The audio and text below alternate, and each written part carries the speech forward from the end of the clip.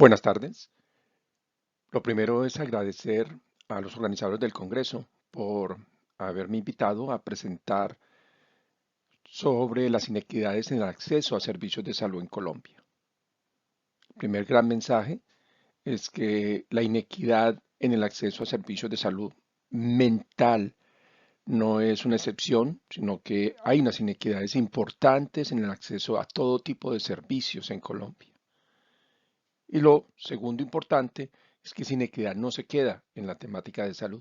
Las inequidades están en el acceso a educación, vivienda y específicamente o especialmente en el ingreso. Colombia es uno de los países con mayor desigualdad en América Latina y el PNUD habla de una trampa en este momento, porque esa desigualdad no tiende a disminuir, pero además con una serie de fenómenos económicos, uno de los aspectos o uno de los efectos de COVID es una disminución del crecimiento económico en la mayoría de los países. Por lo tanto, ese crecimiento, esa reducción en el crecimiento está aún aumentando más esta brecha, esta diferencia en temas como el ingreso o el acceso a servicios. Lo otro importante es que aunque en los países se reconoce que hay esta inequidad y además se considera injusta por encuestas realizadas a nivel poblacional, las acciones son limitadas. Si miramos en este gráfico, tenemos por ejemplo Chile. Chile tiene un índice de Gini relativamente bajo. ¿Qué significa esto? Pues que se acerca más a cero, que sería el de total igualdad.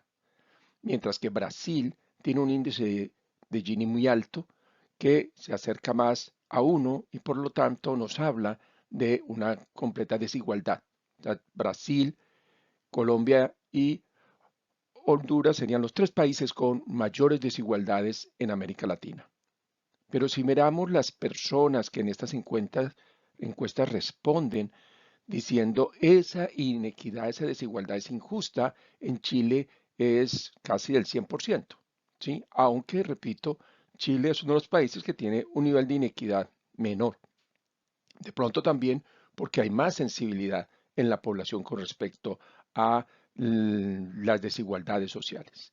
Mientras que otros países, por ejemplo, República Dominicana, aunque tiene un nivel de inequidad similar al de Chile, pues la preocupación de su población con respecto a esa inequidad y considerarla como una desigualdad injusta es mucho menor que el caso chileno. En el caso colombiano, 85% de las personas encuestadas consideraron que Colombia tenía una distribución de los ingresos que era injusta. Lo otro que preocupa en Colombia es que esa desigualdad no ha disminuido. En los últimos 10 años se ha mantenido muy estable y que con fenómenos como el COVID, como decía, lo que esperamos es un aumento, no una disminución de las brechas y de las desigualdades. Si hablamos de acceso a servicios de salud, eh, pues podemos hablar de acceso a servicios preventivos, primero que todo, ¿sí? O curativos. En este caso, es un análisis que estamos realizando para el Plan Decenal de Salud Pública, que debe publicarse prontamente. Y lo que se observa es que en promedio en este caso, de consultas de control prenatal, que se espera sean por lo menos 4 consultas de control prenatal durante un embarazo, lo que se encuentra es que muchos departamentos, especialmente toda la zona de la Amazonía, sí, pero el Chocó, Guajira, son departamentos en el cual ese promedio no logra alcanzarse. Y fuera de esto, aunque lo vemos en pequeño, pero lo que observamos es que esa tendencia está empeorando. O sea que ese lograr un promedio mínimo de controles prenatales tiende a disminuir o a empeorar y no a mejorar. Si miramos en términos de ingreso económico, ese promedio es mucho menor en las poblaciones con ingresos inferiores, son las poblaciones con el quintil 1 que estarían aquí, ¿sí? Y esta reducción o este número de controles prenatales promedio tiende de nuevo a disminuir para el 2018 si lo comparamos con el 2012. Por lo tanto, no estamos logrando que se logre un mejor acceso para la población de quintil más bajo. La población en amarillo acá es la población con quintil más alto de ingresos y es una población pues, que tiene un promedio de consultas prenatales mucho mayor.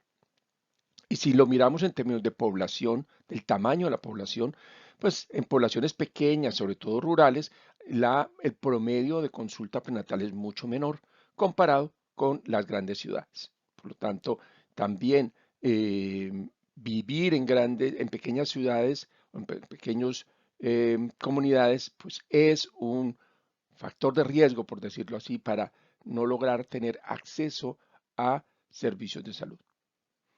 Lo mismo cuando se analiza por nivel educativo de las personas, también se logra encontrar más o menos la misma situación, niveles educativos eh, primario o inferior tienen menos promedio de controles prenatales que las mujeres con niveles superiores de educación.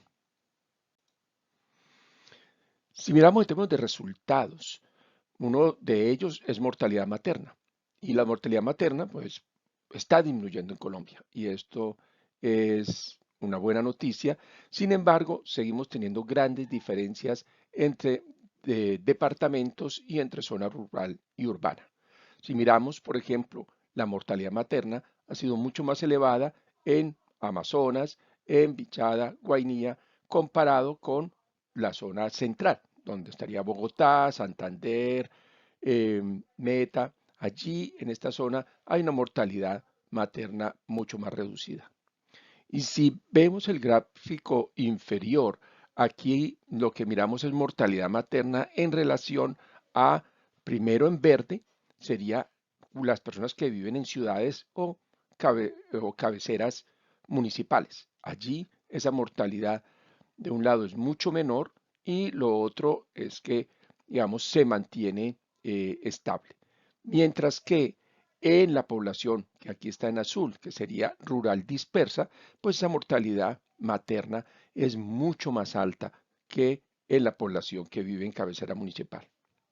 Hay que mencionar que del 2013 al 2017 se ha logrado una reducción importante en esa mortalidad. O sea, la brecha de mortalidad materna del 2013 ya no es tan alta comparada con la brecha en el 2017, que sería un poco menor.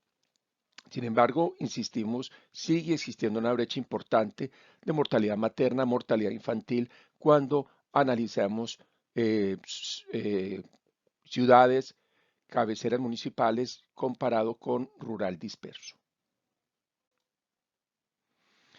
El Instituto Nacional de Salud propone un índice de acceso potencial a los servicios de salud.